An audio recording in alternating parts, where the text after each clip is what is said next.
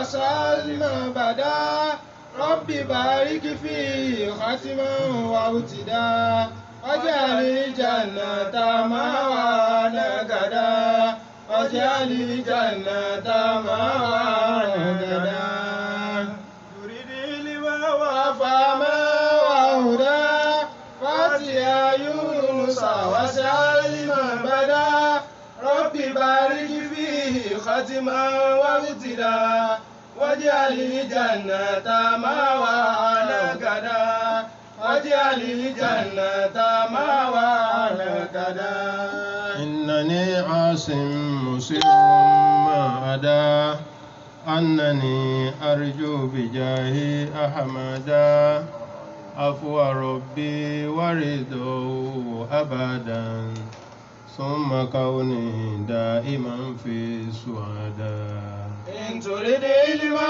وفهما وهدى فاتيا يونس وسلم بدا رب بارك فيه ختما وابتدا واجعل الجنة مأوانا غدا واجعل الجنة مأوانا غدا إن وددتني فكن مقتصدا وانتصف إن كنت ممن حسدا إن بغضا وهوى من اهتدى فيهما خير فافهم ترشدا إن تريد علما وفهما وهدى فاتيا يونس وسلم بدا رب بارك فيه ختما وابتدا واجعل الجنة مأوانا غدا واجعل الجنة مأوانا غدا الحمد لله وصلى الله تعالى على أشرف رسل الله سيدنا محمد وعلى آله وأصحابه وكل داع إلى الله طلبا لوجه الله تعالى آمين. lẹ́yìn eléyìí ní nǹkan bí ọ̀sẹ̀ méjì sẹ́yìn àbí mẹ́ta a sọ̀rọ̀ lórí jálàbí ṣíṣe. Kí là ń pè ní jálàbí ṣíṣe àti pé kí ni Islam sọ lórí ẹ̀. Jálàbí ṣíṣe ó ní tí Yorùbá tún máa ń dà pé gẹ́gẹ́ bíi pé kí wọ́n sọ pé à ń yíwọ́ padà, tí àwọn míì sì tún pè ní iṣẹ́ àfáà. Ó tiẹ̀ jẹ́ pé àwọn orúkọ tán ń pè yìí wọ́n kàn ya lò fún ni, torí iṣẹ́ àfáà kakọ́ máa ń kéwú ká pèèyàn sójú ọ̀nà tọlọ́run àti bẹ́ẹ̀ bẹ́ẹ̀ lọ. Ṣùgbọ́n gbogbo wa náà ti mọ tí ń jẹ́ à ń yíwọ́ padà, gbogbo ẹni tó bá jọmọ Yorùbá ti mọ tí ń jẹ́ bẹ́ẹ̀. Iṣẹ́ yìí ǹjẹ́ ó lẹ́tọ̀ọ́ nínú Islam? A rí àwọn àfáà àwọn Salafiyun, àbá tún pè wọ́n ní Wahabiyun bákan náà ni. Àwọn ń sọ wípé jálàbí ṣíṣe haram. Kódà wọ́n bá a débi pé ká lọ báyàn ńlé máa lọ ké yàsín, máa ké sáwákà fún wọn, kí ká tún gbowó. Wọ́n ní kò sí nínú ìlànà Islam. Àwọn kan tún wá sọ débi pé kódà gan kéèyàn lọ so yìgì ká pe àfáà síbi yìgì ká ní kó ṣàdúrà fáwọn tó bá gbowó ń bẹ̀ wọ́n ní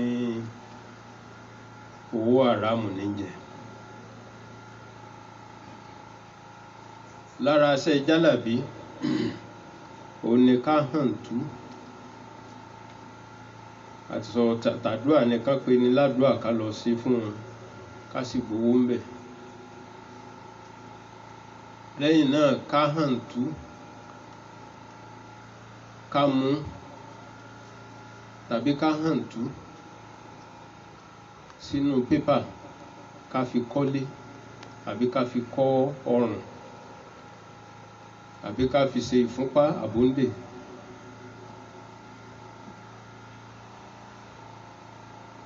Kí ni ìdájọ́ gbogbo àwọn nǹkan wọ̀nyí? Torí àwọn tàwí yìí àwọn sọ pé gbogbo ẹ̀ náà haram ni.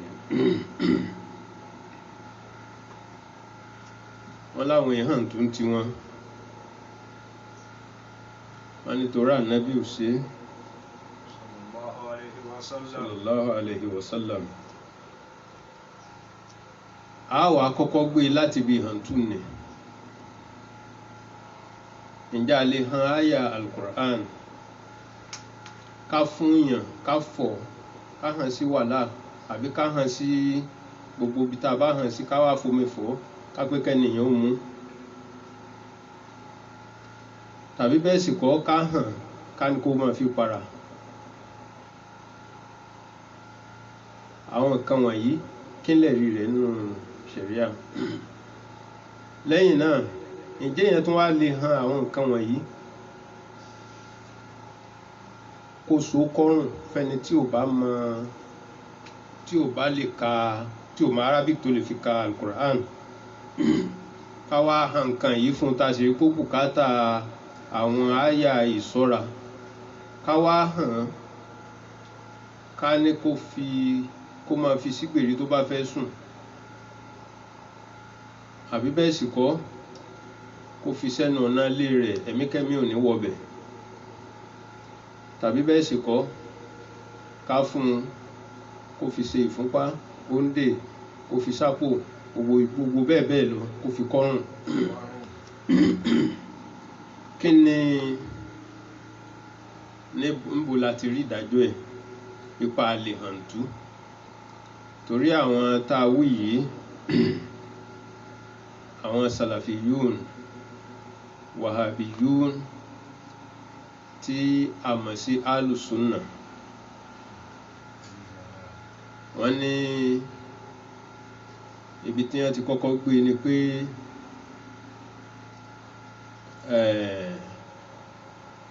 èèwọ̀ ni ká ṣe nǹkan tá Ànábì ò ṣe sallallahu alaihi wasallam. Ara pé tá Ànábì ò bá ṣe a gbọ́dọ̀ ṣe. Ibẹ̀ ni wọ́n ti wá mú wá pé kí ẹnìkan ó pe àwọn aláàfáà wálé rẹ̀ kí wọ́n wá kójọ al-ijtima'u li-zikr az-zikr al-jama'i pé ká wá kójọ ń lè hùn ká wá bá wọn ké Quran odidi àbí bẹ́ẹ̀ kọ́ ká wá bá wọn ké Yasin, Suratul Kafi, Zawaka àti bẹ́ẹ̀ bẹ́ẹ̀ lọ. Wọ́n ní Ànábì ò ṣe sallallahu alaihi wasallam. bàtà Ànábì ò ti ṣe gbogbo ẹni tó bá ṣe ò ti ṣe bídíà. Ara àwọn àsìtú tá a sọ wípé àsìtú pọ̀ nínú kéwútánké.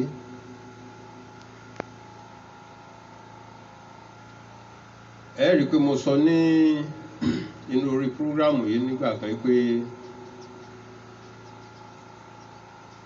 ẹni tí ní ìlú tá a wà ń bí ẹni tó jẹ́ hákìmì ibẹ̀ ó pe àwa aláàfáà nígbà tí àwọn oníṣẹ́ burú ń da ìlú láàmú.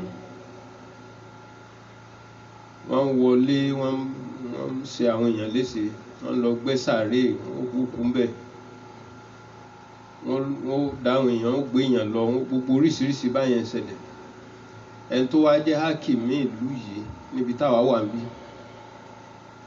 ó wá pe gbogbo àwọn aláàfáà, ẹ̀yin aláàfáà bí ọ̀rọ̀ ṣe rí bó ní ká ṣe. Ìdààmú náà pọ̀, wọ́n yan àwọn ẹ̀ṣọ́ síbẹ̀síbẹ̀ náà wọn ò jáwọ́. Kódà ìgbà míì wọ́n kàn bá òkú tí wọ́n sin sínú sàárè, wọ́n sì bá lórí sàárè tílẹ̀ bá mọ́, wọ́n ti yọ àwọn páàtì mẹ́.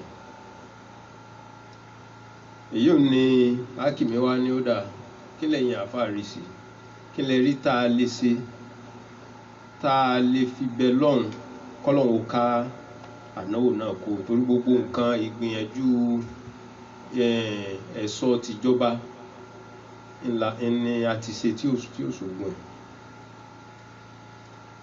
Àwọn àfáà bá mú mọ̀ràn wá pé kò sí nǹkan tá a ní ju alukur'an lọ, ká jẹ́ ká ké alukur'an bó ṣe odidi kur'an 3, bó ṣe 7, bó ṣe jù bẹ́ẹ̀ lọ, ká sì rí i pé a wá odidi àgbò, bàbá lè pa 2, bó ṣe 3, bàbá sì lágbára mọ́ ká fi ṣe sàrà. Bí ẹni àkọ́kọ́ ti mú mọ̀ràn yìí wá, bẹ́ẹ̀ ni ẹnì kejì náà gbà, ẹnì kẹta gbà. Inú kálukú dùn, gbogbo àwọn àfáà tó wà ńbẹ̀ wọ́n ní kò sí tó kápá àṣòro yìí bí alukur'an. Ọ̀rọ̀ náà fẹ́ débi pé conclusion pé gbogbo kálukú ti gbà pé wọ́n ké Quran, lẹ́nìkan bá nawọ́ nínú àwọn táwọn wí àbí àtìláwí nílò òkú Yorùbá máa pé wọn nínú àwọn àtìláwí ó bá nawọ́, àwọn bá ní kí ló fẹ́ wí, ló bá ní Ànábì sallam bó ṣe wí náà, bó ṣe mọ̀ pá sàlátù wọn yàtọ̀ sí àsàlátù àwọn yòókù. Ànábì sallam ó ti sọ pé man ahadasa fi amrina haza ma laysa minhu fahuwa rad. Ẹni tó bá ti dá nǹkan kan lẹ̀ nínú ọ̀rọ̀ ẹ̀sìn wa yìí ní tí ò sí ń bẹ̀ tẹ́lẹ̀ á dà padà sí ni. Fún di eléyìí báyìí lásìkò Ànábì Muhammad sallallahu alaihi wasallam àtàwọn sàhábà àwọn sálàf, tí nǹkan bá ṣe wọ́n yìí sọ pé ẹja pé ká jókòó jàmá káwá la fẹ́ sọ Kùránì kalẹ̀ pé bídíà ní kálukú bá yàn pé bídíà kò mọ́, a fẹ́ péjọ ká bẹ lọ́hùn, ohun tó ní bídíà. Àfáà náà gbàgbé àdísì tó wá pé walau anna awwalakum wa akhirakum, tó bá jẹ́ pé ẹni àkọ́kọ́ yín àtẹni ìgbẹ̀yìn yín wà insakum àti èèyàn yín àtàlìjànú yín qamu ala sahidin wahidin, tí gbogbo yín wá péjọ sórí ilẹ̀ kan, tẹ́ wá bẹ̀rẹ̀ sí bẹ̀ mí, tí mo wá fún kálukú ní tí ń fẹ́, máa nà kọ́sọ̀ zálíkà ní múlìkì kò dín kankan kù nínú ọlá mi. Ẹ wo nǹkan, Ànábì ní àtẹni àkọ́kọ́ àtẹni ìgbẹ̀yìn kọ́lọ́hún jí gbogbo àwọn òkú dìde gan ká tó dìde, àtàlìjànú àtẹ̀yìn ká péjọ níbì kan ká wá bẹ lọ́hùn kóhun ó sì fún wa. Ó ní kò dín kankan kù nínú ọlá wọn, léyìí tí ń tọ́ka sí pé àṣà a lè péjọ ká bẹ lọ́hùn. Àfáà yìí tún gbàgbé pé lásìkò Ànábì Yunus alayhi salatu wassalam, léyìí tó rinlẹ̀ dáadáa ó ní pé àwọn ìjọ rẹ̀ nígbà tí wọ́n ṣẹ̀ lọ́hùn, tí wọ́n ṣẹ̀ Ànábì Yunus nípa pé tọ́lọ́hun tí ń pè wọ́n sí wọ́n kọ̀. Ànábì Yunus wá ṣe ó ní sùúrù débi pé wọ́n tán sùúrù, ló bá bẹ lọ́hùn lé wọn lórí pé kọ́lọ́hun pa wọ́n rẹ́. Ó wá sákò nílùú nígbà tó rí pé tí ìparun dé, tó rí pé ìyà Ọlọ́run ti fẹ́ sọ̀kalẹ̀. Ànábì Yunus wá kó ń bẹ̀ pé kí ìyàwó má bá òun bẹ̀. Ó kó ń bẹ̀ tán, àwọn aráàlú wá rí pé ẹni tí Yunus yìí mọ̀ sọ ìmọ̀ ń dò tọ́bọ̀, ẹ̀rù wá bà wọ́n, gbogbo wọn wá ṣàṣàrò, àtọba ìlú àti ìjòyè àti gbogbo wọn, máa tó wà ń bẹ̀, Ọlọ́run tí ń pè wá sí ni ajẹ́pọ̀ dòdò ni. Ní tó ti lè mú kó sọ pé ìyà ń bọ̀ wá, ìyà náà àpẹẹrẹ tó sì láàrí náà láti ń rí, ẹja lọ sọ fún Ọlọ́run náà bá àti ẹ̀mọ́, ká lọ sọ fún pé kó dáríjì wá àti gbà tiẹ̀. Gbogbo wọn wá kójọ lẹ́ẹ̀kan náà, wọ́n kójọ sójú kan náà, àtọkùnrin àtobìnrin tọmọdé tàgbà, wọ́n wá ké pọ̀ Ọlọ́run pé k'Ọlọ́run dáríjì wọn. Ọlọ́run sì dáríjì wọn. Ọlọ́run fi wá ní fa arsalnahu ila mi'ati alfin aw yaziduna fa amanu faman kana ilahin. Ọlọ́run ní arán ànábì Yunus alayhi salatu wassalam ila mi'ati alfin sí àwọn èèyàn tí wọ́n tó 1,100,000 yaziduna. Ọlọ́run ní kódà wọ́n tún lé. Ọlọ́run ní gbogbo wọn pátá wọ́n kójọ, wọ́n bẹ̀mí, wọ́n tọrọ àforíjì, wọ́n sì ṣe ìmánì. famatanahu ilahin. Ìyà tá a fẹ́ fi jẹ wọ́n a sì ká kú mẹ́. Èsì ni o, ànábì sallallahu alaihi wasallam, ànábì ò ṣe, ànábì ò ṣe. Ẹ torí ànábì ò ṣe, ànábì ò ṣe yìí, àwọn àdúrà táwọn tó bá níṣòro ní tó yẹ kẹ́ ẹ jẹ́ ká máa ṣe, ẹ máa pé bídíà. Làáfà yìí ibẹ̀ mo ti lọ, ló bá dìde ló bá ní ànábì ò ṣe pé ká torí pa níṣòro ká wá péjọ ká là fẹ́ ṣe sòkà Kùránì, ànábì ò ṣe. Àwọn àfáà wa ni tọ̀ kí wá ní ká ṣe. Ó ní tá ṣe ni pé kí kálukú máa lọ kí àlùkùnútù tá bá ti kírun tán, kálukú máa lọ kí àlùkùnútù pé òun là nábì ṣe. Ṣe rí nǹkan báwọn. Ká máa lọ kí àlùkùnútù òun náà rinlẹ̀ nínú súnà. Tí ẹ bá ní ìdààmú kó kí àlùkùnútù. Ṣùgbọ́n ní Nàìjíríà wa èèyàn mélòó ló mọ àlùkùnútù?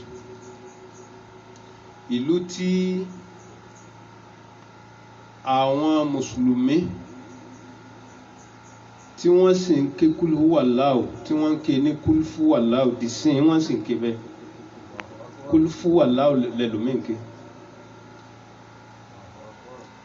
Nílùú tí ọ̀pọ̀lọpọ̀ ò lè ka ayatul kursi kankan dáadáa. Àtàhíyátù lillahi. Ọlọ́run bá kẹ́ bàbá tí ń ṣe kí nínú àwẹ̀ yìí,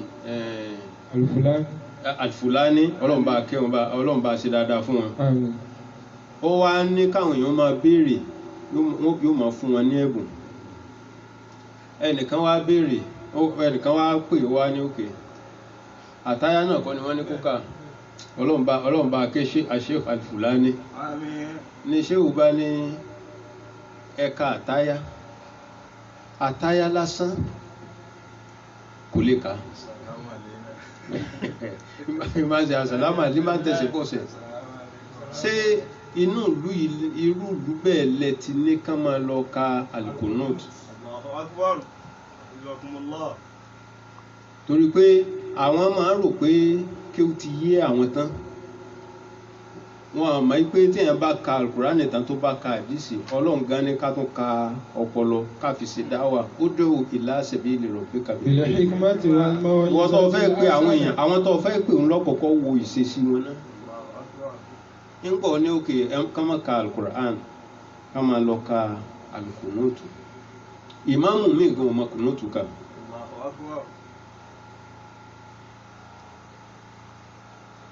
So ó bá ní ká máa ṣe àdúrà jàmá bídíà ni, ká ké Kùránì bídíà ni. Ó dáa. Àwọn tí wọ́n wá ní ká ké Al-Qur'ani bídíà ni.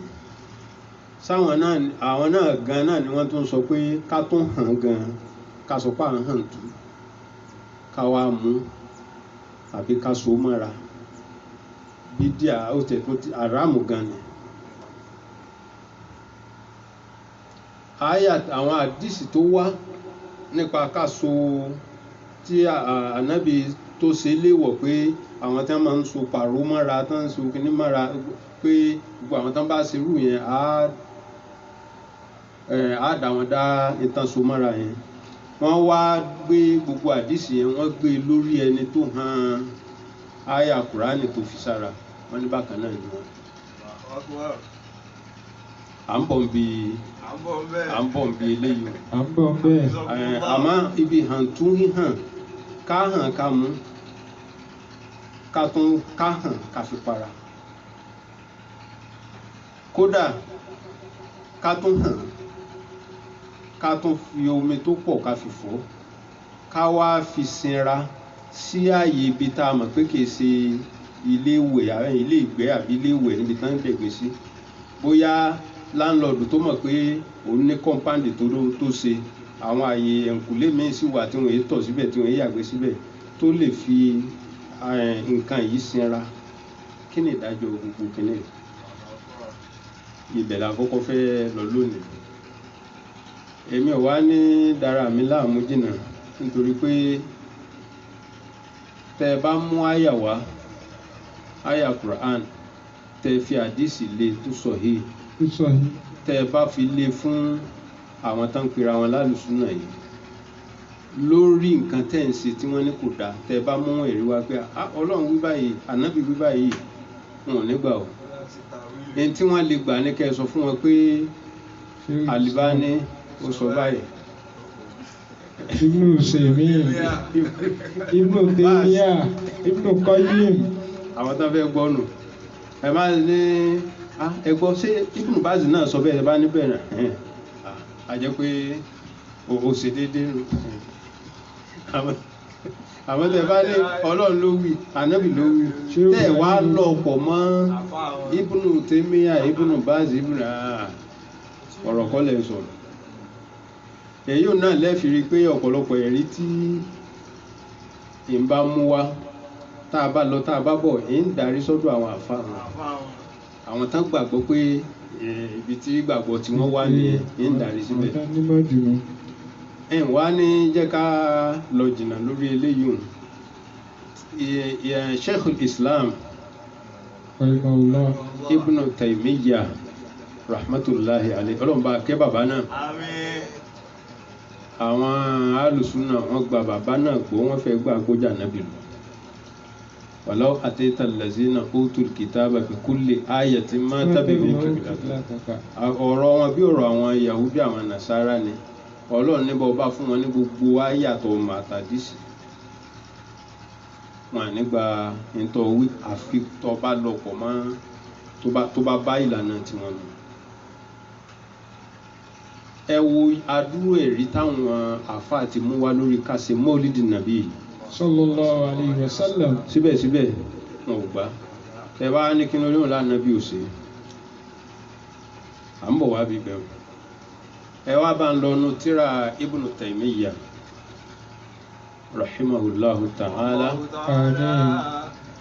ẹ máa gbọ́n tí ó wí ń bẹ̀ nípa pé ká han àyà al-Qur'an ká hàn ká fọ̀ mu kódà Ibn Taymiyyah fi dá wa lójú pé a tún lè hàn àyà Kùránì ká tún so mọ́ra kálukú wọn máa fìdíra àkótí léṣe pé èyí ò wá pọ̀jù báyìí irọ́ yóò wá pọ̀jù ẹ̀yà abámẹ́ká lọ inú tíra Majmu' Fatawa Ibn Taymiyyah ẹ̀bà òun bẹ̀rù ẹ̀wù inú tíra bàbá ń kà ó wà nínú ìwé ọwọ́ mi yìí àmọ́ tinú tíra nì wọ́n ò lè rí pé tíra là ń kà gbé tíra ń wá ọ̀ka díẹ̀ ń bẹ̀ ọ lè wá padà sínú òwe. wàyẹ̀júùzù àyùktàbà lil musabi wa ghayrihi min al-marda Ibn Taymiyyah àáfàá yín àgbà yányán òní sọ báyìí pé wàyẹ̀júùzù ó lẹ́tọ̀ọ́ àyùktàbà lil musabi wa ghayrihi min al-marda shay'an min kitabillah wa zikrihi. ó lẹ́tọ̀ọ́ ká hàn nǹkan kan shay'an min kitabillah ká hàn nǹkan kan ká mú nǹkan kan nínú tírà Ọlọ́run áyà ni o súrà ni o àbí ká mú àyà tòkè ká mú tìsàlẹ̀ ká kó gbogbo ẹ̀ pọ̀ ká hàn lil musọ́ọ̀bì fẹ́ni tí nǹkan ń ṣe nǹkan tí ń ṣe yìí àìsàn ẹ̀rí pé ó ní al-musọ́ọ̀bì ìtàn pè ní mùsíbà ọlọ́run ti ṣàlàyé rẹ̀ fún wa nínú Al-Qur'an wala nabluwannakum bishay'in من الخوف والجوع ونقص من الأموال والأنفس والثمرات بشر الصابرين الذين إذا أصابتهم مصيبة قالوا إنا لله وإنا إليه راجعون. ẹ̀rọ àwọn gbogbo nǹkan tó ló ń kà nínú àyà ìkọlọ́ ní mùsíbà ni wọ́n àlìjú ẹni tí bí ń pa mùsíbà ni ìyẹn ni pé ẹni tó tòṣì nu tí ò rówó ó tòṣì débi pé kò tún rówó tí ó fi jẹun àyẹn àfáàtẹ ní wọn ò gbọdọ̀ ṣe àwúre ọlọ́run ní ẹni tí ó tòṣì tí ò rí nǹkan jẹ débi ń pa mùsíbà ni ẹni tẹ́rù ń bà bóyá tó bá sùn ń rí ìrìkúrì tọ́kàn rẹ̀ ò balẹ̀ àbí bẹ́ẹ̀ sì kọ́ tó bá jí sójú ayé ohun tí ń rí òjòra wọn àbí bẹ́ẹ̀ sì kọ́ minal amwali wal anfusi àbí ẹni tí ń tajà tẹ́lẹ̀ tí ò wá rí tà mọ́ ẹni tí ń rí ṣe tẹ́lẹ̀ tí ò rí ṣe mọ́ òṣì náà kọ́hùn ẹ ṣàwúre fún un. wálé àǹfùsì ẹni tí ó ṣòfò ẹ̀mí gbogbo nǹkan wọ̀nyí mùsíbà lọ́lọ́run pé alazina ìdá àsọ́bá tí wọ́n mùsíbà Ibn Taymiyyah rahimahullah ó ní alihàn tó fẹ́ni tí mùsíbà bá kàn torí ìgbàgbọ́ tí wọ́n ní pé béèyàn ò bá gbádùn ó lè lọ síbítù wọn ò sọ pé èèyàn ò dáa wọ́n gbà pé èèyàn lè lo oògùn ìbò oògùn ọlọ́run lélẹ́yìí kìí ṣoògùn ìbò oògùn ọlọ́run ni àyà Kùránì àti àdúrà tó bá wà nínú àdísì àwọn oògùn tọlọ́run tànábì nù ìwọ tó wá gba oògùn ìbò tó wá ní oògùn tọlọ́run bídíà ni tó wá ní ká bàbá hàn tá a bá fún yàn bídíà ni ó láàlè hàn fún ẹni tí nǹkan ń ṣe. وذكر من كتاب الله وذكره بالمداد المباح ọba wa fẹ́ hàn ọwà ínkì almubah tí è ṣe ínkì haramu má fi ẹ̀jẹ̀ èèyàn má fi ṣe tàdáwà tó fi hàn tú má fi ṣe ínkì rẹ̀ so gbogbo ẹni tó bá lóun kéwú débì kan tó bá lọ lo ẹ̀jẹ̀ èèyàn fi hàn tú ó ti bọ́ sínú ìwọ̀ tó ní agbára tó sì jẹ ìyà tó nípọn lọ́dọ̀ Ọlọ́run ìyẹn ní ṣé Ibn Taymiyyah Ọlọ́run bá kẹ́ ni ló fi sọ pé bilmidadil mubah ínkì tó bá lẹ́tọ̀ọ́ tí è ṣe ti haram má fi ẹ̀jẹ̀ èèyàn má fi ṣe hàn tú. wàyúkṣálù wàyúṣọ̀. tó bá wá ínkì tó jẹ́ ẹ̀tọ́ yìí o lè lo misk zafaran o wá lè lo tàdáwà èyí tán fi ewé òyì ṣe àbí tàdáwà tán fi ṣúgà sí gbogbo àwọn èyí hùn almidadul mubah àwọn èyí tó lẹ́tọ̀ọ́ ni téèyàn lè mú. wàyúkṣálù wàyúṣọ̀. téèyàn bá wá hàn tán tí ó wàá fọ̀ ọ́nù pẹ̀lú omi tí ó sì mú ó ní wáyà jùzù ó lẹ́tọ̀ọ́. àmọ́ nassa ala dhalika ahmadu wa gairuhu. Ibn Taymiyyah ní gẹ́gẹ́ bí ìmáàmù Ahmad náà ṣe fi rinlẹ̀ pé èèyàn lè ṣe bẹ́ẹ̀ kódà fáà méjì kọ́hún wa gairuhu ó láwọn míì gan tó fara mọ́ bẹ́ẹ̀. qala Abdullahi ibn Ahmad. Abdullahi ọmọ Imam Ahmad gbé tírà kalẹ̀ mọ́ wá ka eléyìí òun nísìn ní sọ júùsì tó wà ìmọ̀ lọ wá káàkiri àmọ́ Ibn Taymiyyah ọ̀rọ̀ rẹ̀ gangan lélẹ́ ìtànsọ ó wá ní Abdullahi ibn Ahmad Abdullahi tó jẹ́ ọmọ Imam Ahmad Qara'tu ala Abi Sana Ahmad bin Hanbal náwí o Ahmad bin Hanbal Abdullahi tó jẹ́ ọmọ rẹ̀ òun ní wọ́n sọ báyìí pé Qara'tu ala Abi Sana Ya'la bin Ubaydin Qara'tu ala Abi mo kí lọ́dọ̀ bàbá mi Sana tán wù yẹn ní pé hadasana wọ́n ṣọ́ọ̀tì ẹni ó wá sọ pé ẹni lágbájá sọ̀rọ̀ fún wa ta ló sọ̀rọ̀ náà hadasana Ya'la bin Ubaydin hadasana Sufyan an Muhammadin bin Abi Layla an al-Hakam an Sa'id bin Jubayr an Ibn Abbas qala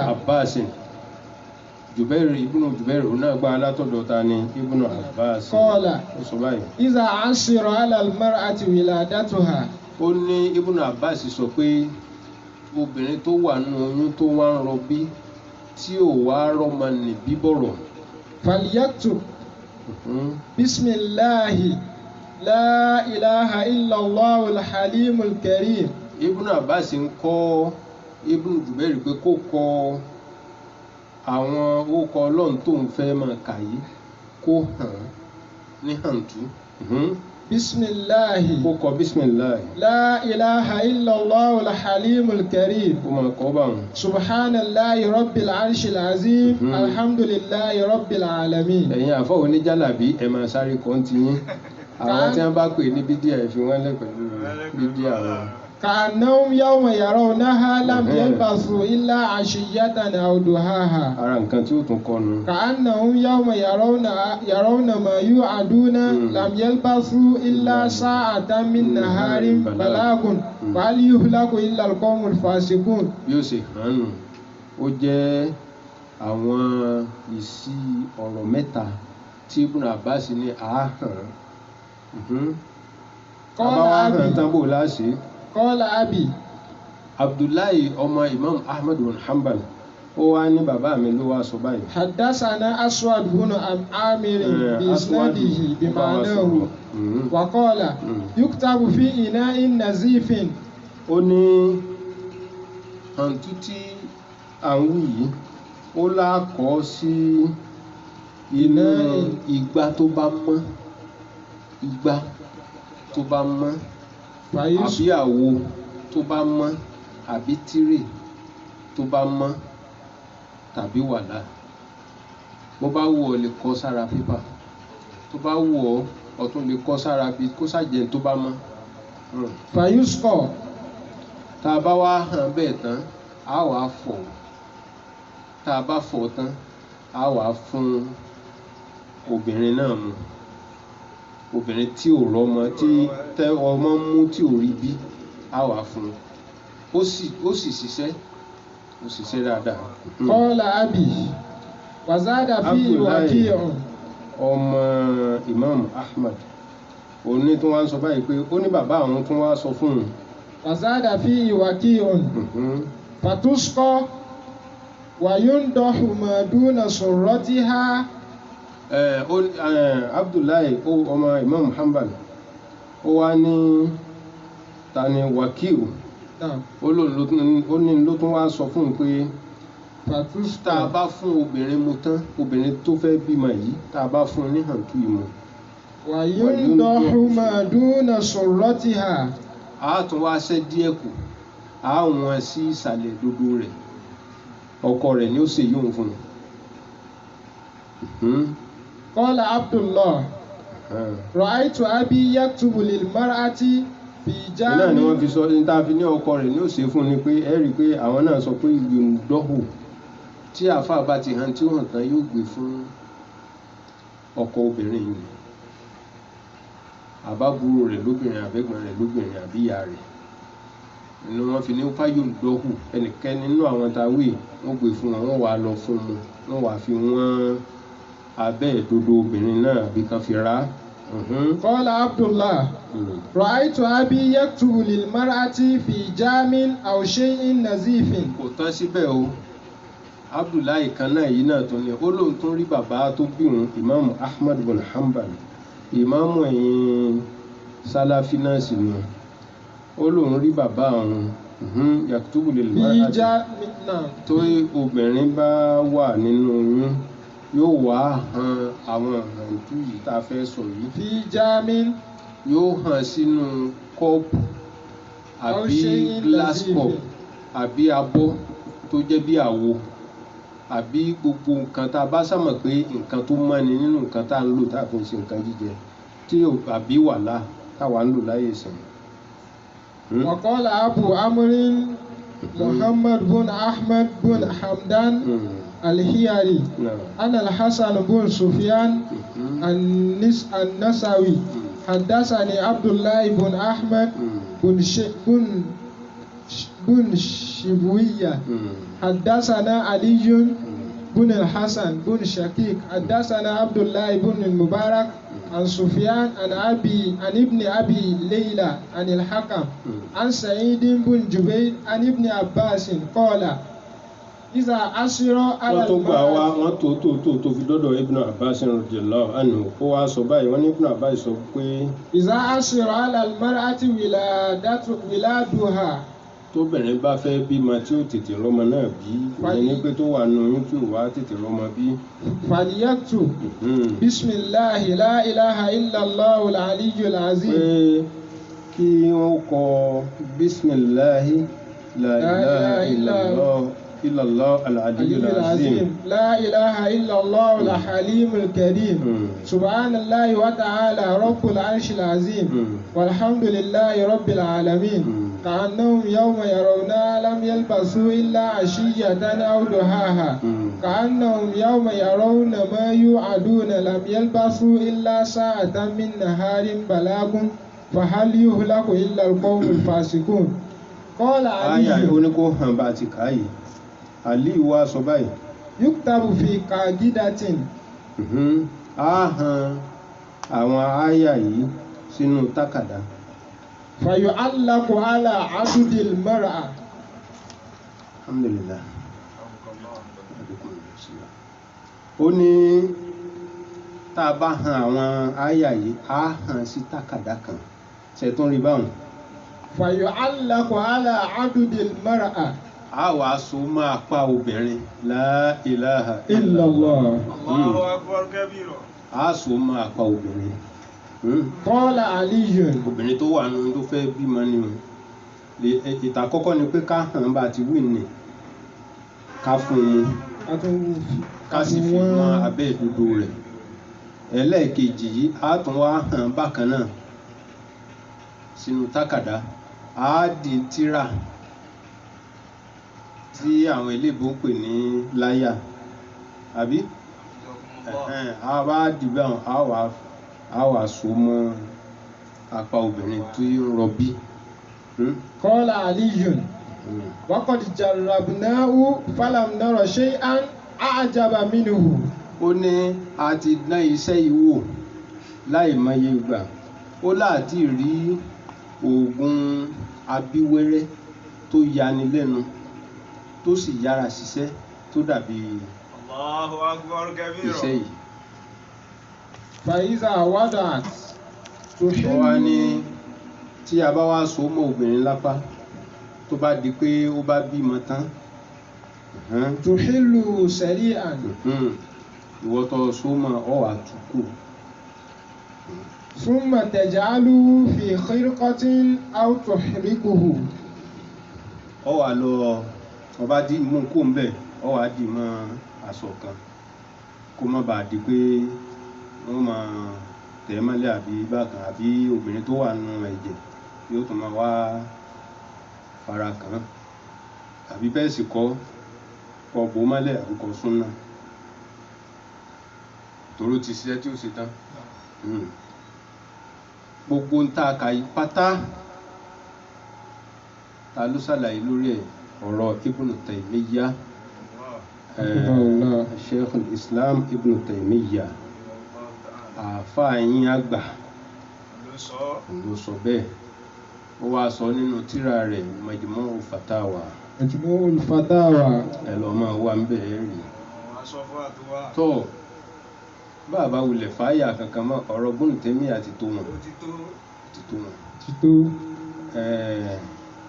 ìwọ tó bá wá ní Ibn Taymiyyah ò tún máa kí ó lọ́dọ̀ rẹ̀ mọ́ nítorí kó ti lé ẹ máa hàn tú àwọn àwòkọ tẹ́ pé Ibn Taymiyyah bóyá lórí pé nísìnyí pẹ̀lú ọ̀rọ̀ tó sọ yìí nísìnyí lọ́dọ̀ tí yín tó bá lè páwọn àfáà wa ló sọ wọ́n ní alùbídíà ni ó kọ̀ wó lẹ́pẹ́ àfáà yín èyí ń bá wọn à ń bọ̀ wá bí káso nǹkan mọ́ra akànkọ́kọ́ yà síbẹ̀ níbi eléyìí ni àmọ́ à ń bọ̀ wá síbẹ̀ pẹ̀lẹ́pẹ̀lẹ́ tó àwa fẹ́ padà sí ọ̀rọ̀ kejì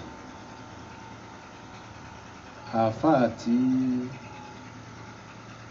ń bú gbogbo àwọn àáfàá tí ń ṣe jálàbí àáfàá tó lọ bí ìkómọ tí wọ́n fún lówó tó ní àràmù ló gbà tó ní wọ́n ń fẹ̀sẹ̀ jẹun ni ẹ jẹ́ ká gbọ́ bó ṣe wí ná bá ń gbé sí ká gbọ́ ohun tó wí. wọ́n sọ ẹ̀sìn di iṣẹ́ ìwájẹwàmù alùsùn náà wọ́n yẹ bí ẹ̀ka ọ̀ wà ń tọ́ jẹ ẹ̀sìn ọ̀tọ̀ ẹ má kì í jẹbọnú ẹjẹ́ àwọn èèyàn dá ẹ̀sìn mà lẹ́sìn ó lè gbówó lọ́wọ́ àwọn èèyàn kéèsì mi ni ọ̀ sọ fún wa pé nídìí owó kéèsì mi ni abẹ́sẹ̀ kábàyà nídìí amẹ́ká lọ owó tá à ń wá mẹ́sìn lápèjúwe kánítọ̀ afẹ́ kírákẹ́ ọ̀kan lẹ́ẹ̀kan lọ́dún kálukú ọ̀dẹ̀ gbọ́dọ̀ ṣe wòlímọ̀ alákàwọn pẹ̀lú 10,000 àwọn èèyàn ti gbà parẹ́ ẹ̀sìn báwọn bá sìn wòlímọ̀ ẹ̀sìn ó ní 10,000 bí kálukú bá ń bọ̀ yóò wá owó yóò ṣe kí ni kò sí tó bí ká rọ rákà kan tó ju owó tá a fẹ́ ṣe kí ni tá a fẹ́ gbẹ̀ lọ. òun ló bí ká máa jẹnẹrétì gbogbo ọ̀nà tí wọ́n ń gbà jẹnẹrétì owó wọn lọ máa ìyẹn jẹnẹrétì owó lọ́tọ̀ afẹ́ kọ́ mọ́sálásí ok afẹ́ gbẹ́ kànga ok afẹ́ fún àwọn ọmọ òrukàn ló jẹ ok afẹ́ yọ̀ǹda afẹ́ ra mọ́tò fún imam afẹ́ ra mọ́tò bàbá wa ó yóò ti yẹn dúpẹ́ níta fẹ́ fowó amọ́nà táwọn àfa ń gbà owó wọ́n ń lọ mẹ́sìn ní ẹ̀yẹ tó mùsùlùmí tó bí wọ́n ti gbà pé wọ́n bá ń sọ ọkọ ọmọ ó ti gbà pé ọkọ ọmọ tí wọ́n sọ òun gbọ́dọ̀ sanwó wútúbà wọ́n ti lọ mẹ́sìn débi tó gbà pé àfihàn bá lọ bí ọmọ tẹ́ ẹ̀ bá ṣe wútúbà sọmọ bí ìgbà tó mọ̀ ní lálùbáríkà ni o. kẹ́nìkan wá dé kọ́ wá ní àpò ní ìdíkẹ́tì wọ́n náà lè sọ́kọ́ mara rẹ̀ ó jẹ́ owó túbọ̀ yọ máa ọwọ́ bọ̀ sọ̀tà. ó ti dá báwọn ní tí a fẹ́ lónìí owó kọ́kọ́ ó pe àfà wa bá bílẹ̀sì ọmọ yìí àkọ́kọ́ tí mo fẹ́ bi gbogbo jàmá ni pé àfà àtàn ní kó wá bílẹ̀sì ọmọ kan pé kó wá tọrọ àbáríkà fún un ṣé wọ́n à ṣe lọ pé mẹkáníìkì wọ́n ṣe lọ pé mẹkáníìkì àbí kán lọ pé medical doctor pé kó wá bá wọn sọmọ lóko kí ni wọ́n rí lára àfáà tán ní kó wá ṣe útúbà kí ni jẹ́ útúbà ṣe bá àdúà fọmọ ni ní táwa ń pè ní útúbà lọ́dọ̀ wa ni pé àdúà so lọ́dọ̀ tiwa tá bá sọ̀rọ̀ kútúbà àmì pé àdúà kútúbà yẹn ó kó àdúà sínú èyí ò la sọ pé àfáàdá ní kó wá sọ ọmọ lóko ó kọ gangan kọ́ ni wọ́n ní kó wá sọ ọmọ torí bàbá ọlọ́mọ fúnra rẹ̀ ti yọ ó kọ tí ó sọ ọmọ rẹ̀ kalẹ̀ nígbà tí yóò gbó kọ fáfáà ni pé ó kọ tí mo sọ ọmọ mi ni tí àkàwáfà kan fẹ́ ṣe ni pé kó ṣàdúà fọmọ yẹn kó sì bá wọn ànáùnsì orúkọ náà kí inú àdúrà táàfà bá ń ṣe kó máa sọ pé ó kọ ọmọ ò báyìí lásán o ọlọ́run yóò lálùbáríkà o ọlọ́run yóò ṣe kinní o ètí ń jẹ kútùbà rẹ̀. ìlàwá ní àfà tí wọ́n pè kí ni wọ́n rí rẹ̀ Al-Qur'an alukurani náà rí lára rẹ̀ torí tí ì bá ṣe alukurani ni èèyàn lè pe bíríkìlà èèyàn lè pe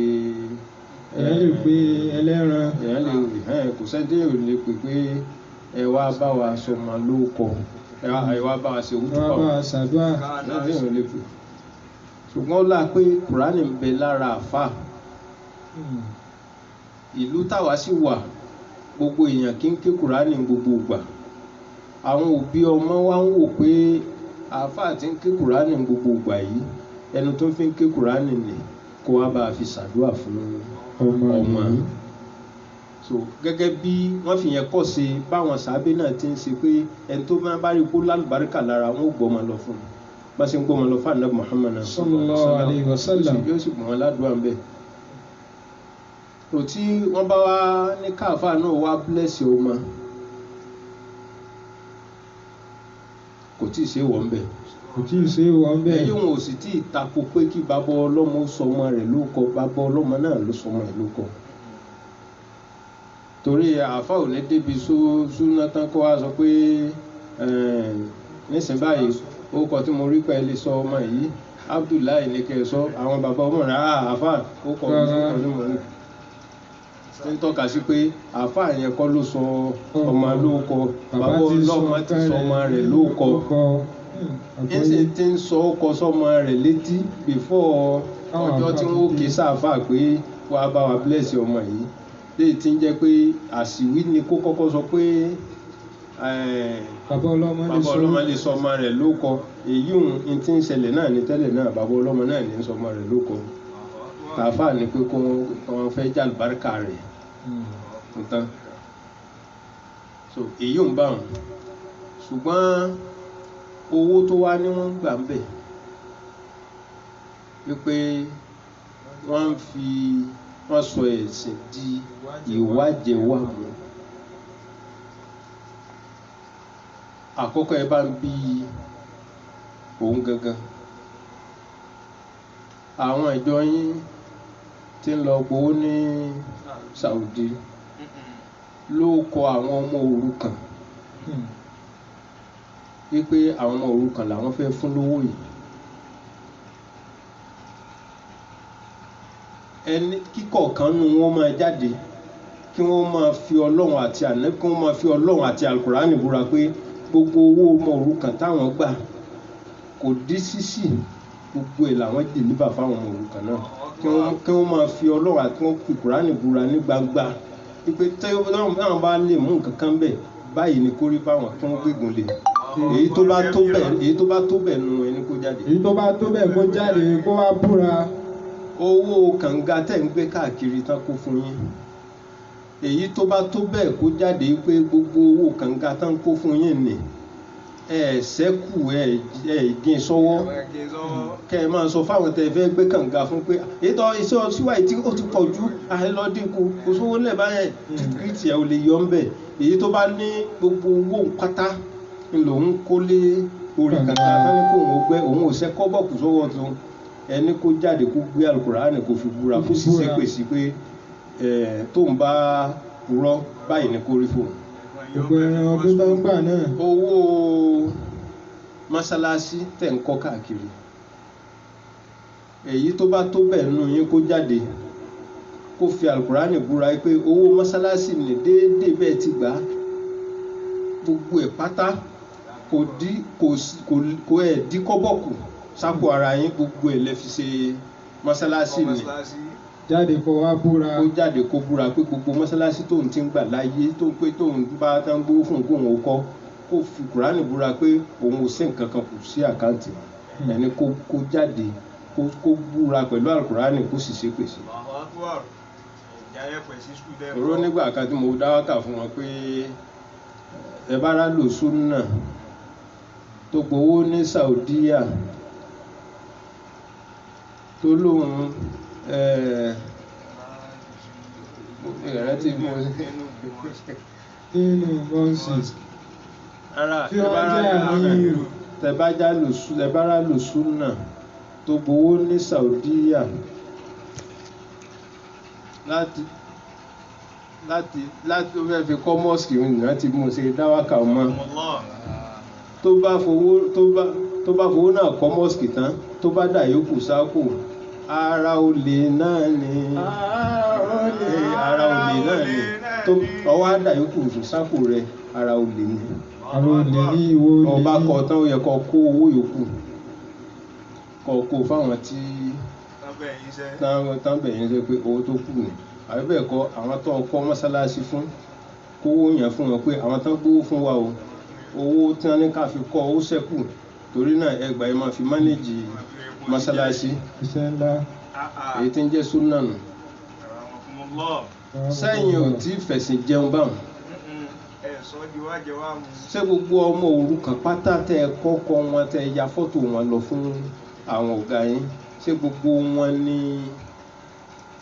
owó yẹn ń kàn ṣé gbogbo owó tán wá fún yín pé kó kàn wọ́n ní ṣé gbogbo ẹ̀ ní lẹ́ ń kó fún wọn.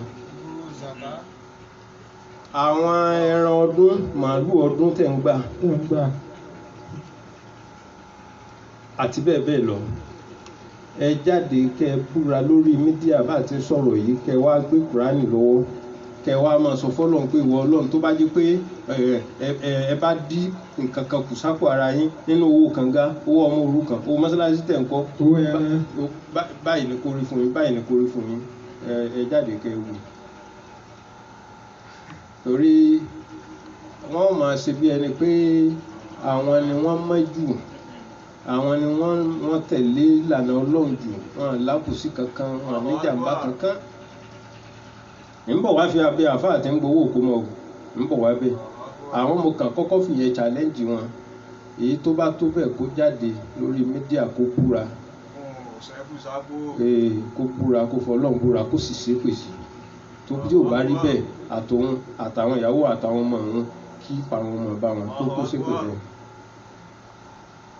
tọ́ ṣùgbọ́n lórí pé ǹjẹ́ àáfàá ó lè gba owó tí wọ́n bá pè pé wà á tọrọ àlùbáríkà fọmọ wa ǹjẹ́ ó lè gbowó àkọ́kọ́ àáfàá tán pè síbi ìkómọ tó wá ní tọ̀ àti fẹ́ sọmọ lóko ẹ̀yà ẹ̀mọ́wó òkútùbà wa gbogbo àwọn tán máa ń ṣe bẹ́ẹ̀ kálukú mọ̀ pé wọ́n fi ń yọ̀ síra wọn ni torí àáfàá tí ń sọ yóò sọ tẹ̀ríntẹ̀rín bàbá tó fẹ́ àbá ọlọ́mọ tó fẹ́ náwó òun náà tún sọ yóò mú wá kíni pẹ̀lú tẹ̀ríntẹ̀rín owó òkómọ ò sì ní price táwí pé ẹ bá fẹ́ sọmọ ọkùnrin ló kọ 10,000 ní owó sẹ́wà ní ọmọ obìnrin 5,000 tó bá jẹ́ ìbejì kò ní price tó bá ní fixed price á ti mọ̀ pé wọ́n sọ di wọ́n túláàsì àwọn òbí ọmọ nù ṣùgbọ́n eléyìí owó àyíyọ̀sí rẹ̀ ni àwọn àyọ̀sí rẹ̀ ni àyọ̀sí rẹ̀ ni só lẹ́tọ̀ọ́ àbí ò lẹ́tọ̀ọ́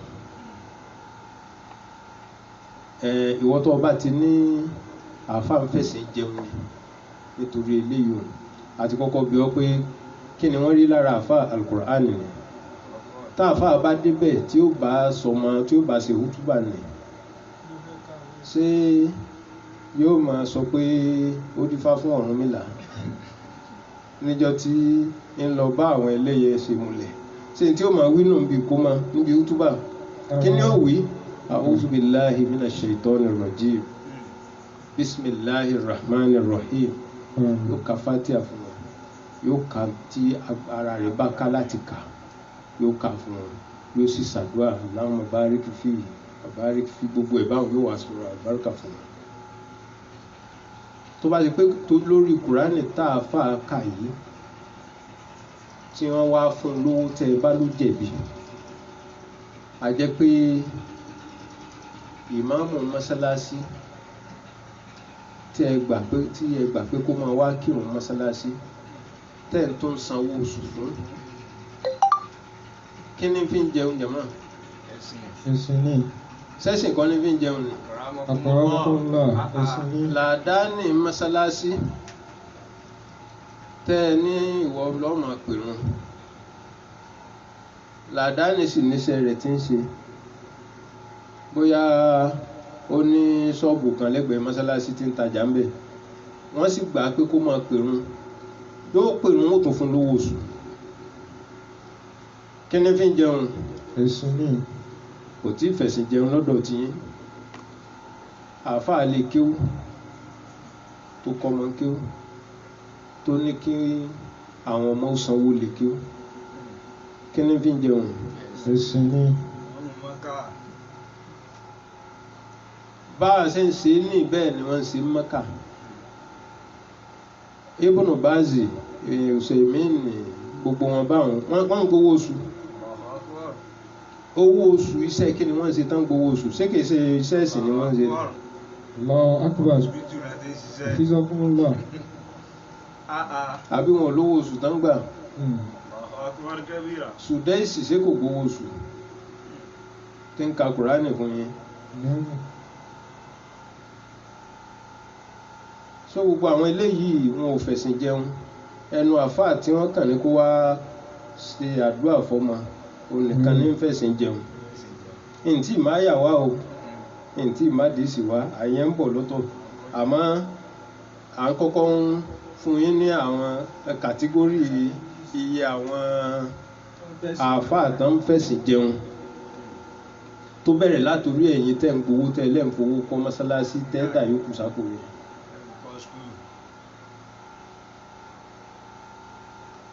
tá a bá wá ní gbogbo àwọn eléyìí òun ò fẹ̀sìn jẹun kí ni wọ́n fi ń jẹun.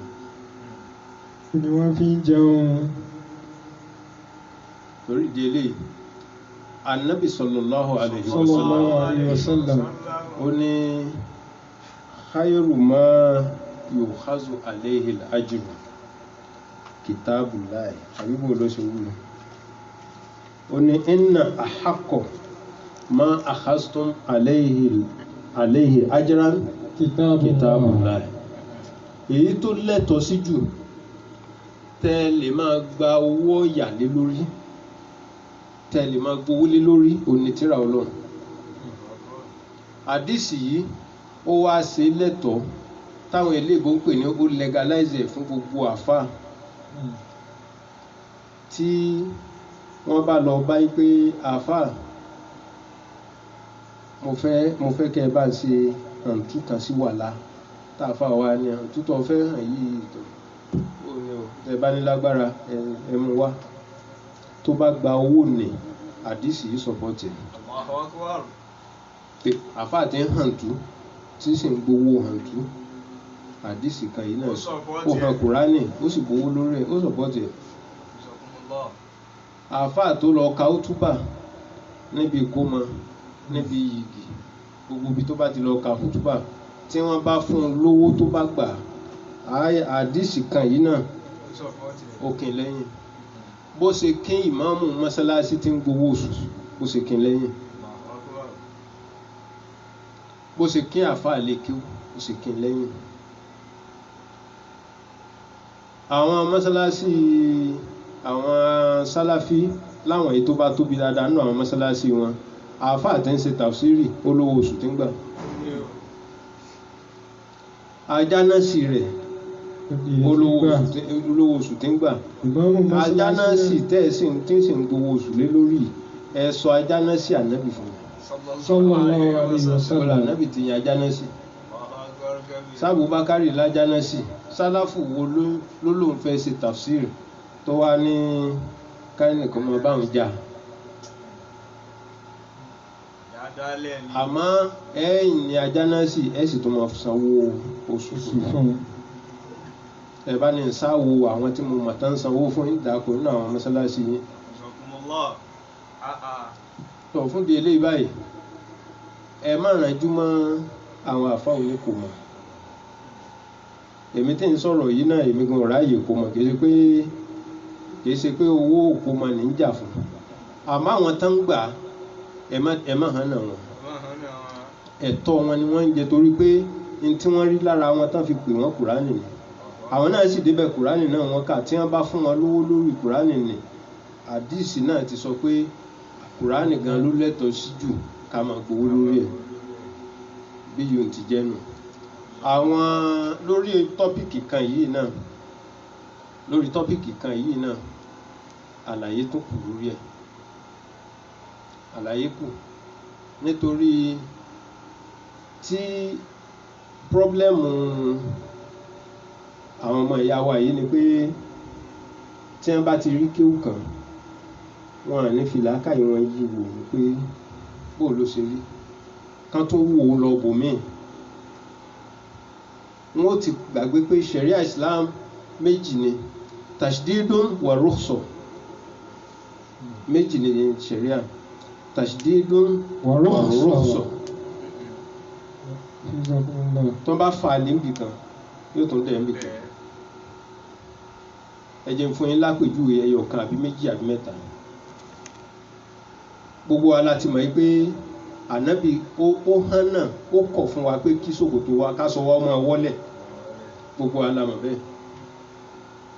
Ṣùgbọ́n nígbà tí ó yá sẹ́nu Abubakar radiyallahu anhu ó ní ya Rasulullah aṣọ tèmi tí wọ́n ń wọ́lẹ̀ ìbò la fẹ́ ṣe báyìí.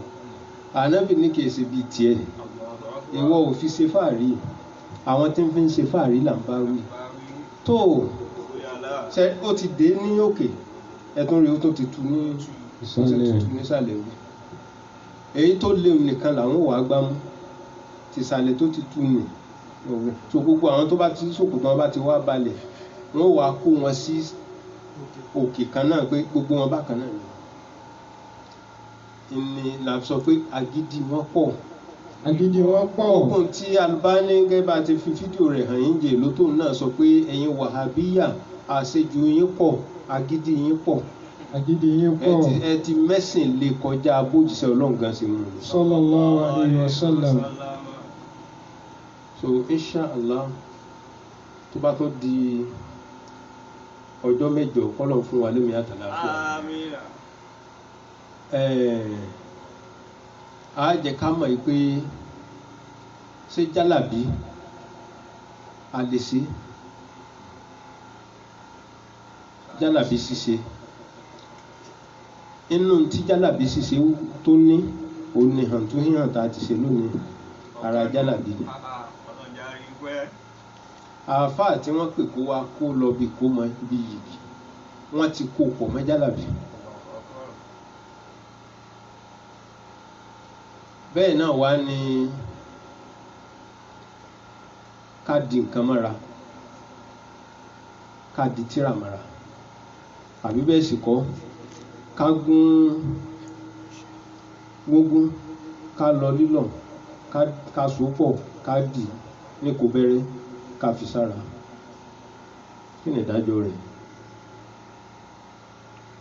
Bẹ́ẹ̀ náà sì ni a lè mú agbárí ejò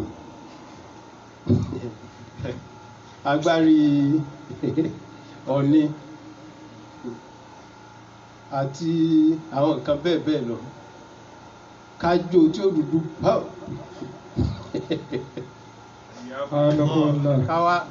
káwá gùn lọ́sẹ̀ ká máa fi wẹ̀. Kí ni ìdájọ́ rẹ̀?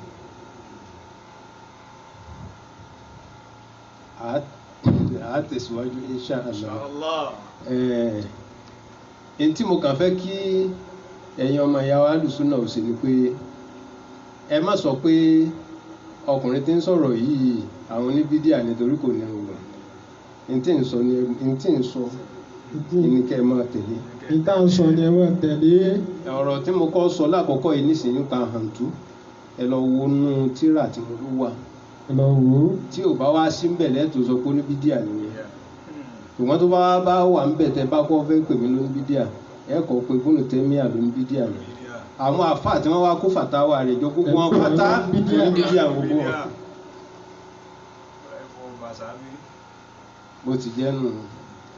Rabbi qad wa'aztu nasatu qawmi man sha'a yakbar man sha'a yasi man sha'a yazum man sha'a yusni la yadurruni lawmatu lawami.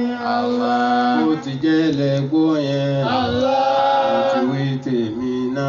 Allah. Ẹni tó bá wù kó gbà. Allah. Ẹni bá wù kó kọ̀. Allah. Tó bá wù yín kẹ́ bú wa.